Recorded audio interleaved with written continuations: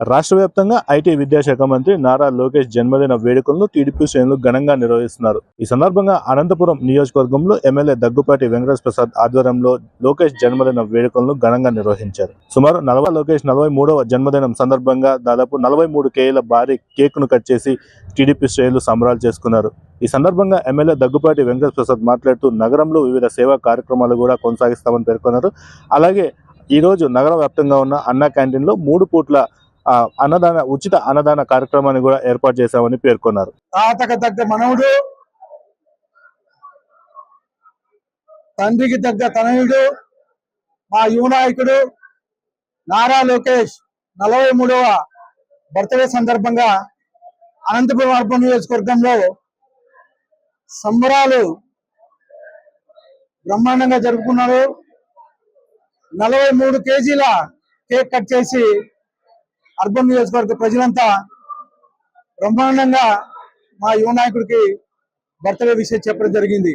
ఇవే కాకుండా ఈరోజు అనంతపురం అర్బన్ నియోజకవర్గంలో ఉండే అన్న క్యాంటీన్లో అయితే ఏమి, అలాగే హాస్పిటల్లో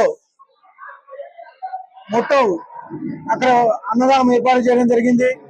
3 అన్న క్యాంటీన్లు ఉంటే 3 అన్న క్యాంటీన్లు కానీ ఈరోజు ఫ్రీగా భోజనం 3 పూట్ల ఏర్పాటు చేయడం జరిగింది.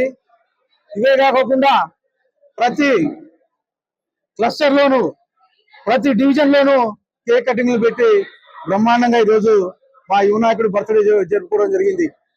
43 ఏళ్లకే ప్రపంచ చరిత్రలో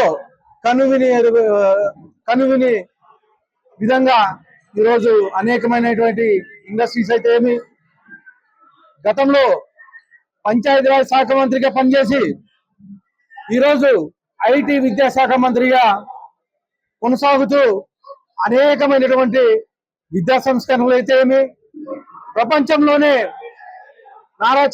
మా ముఖ్యమంత్రి నారా చంద్రబాబు నాయుడు గారు ఆంధ్రప్రదేశ్ నంబర్ 1లో నిలబెడుతూ ఉంటే దానికి ఎంతో సహకారం అందిస్తూ ఈరోజు తండ్రికి తగ్గ తనయుడుగా మా యువ నాయకుడు నారా లోకేష్ గారు పేరు సంపాదించారు.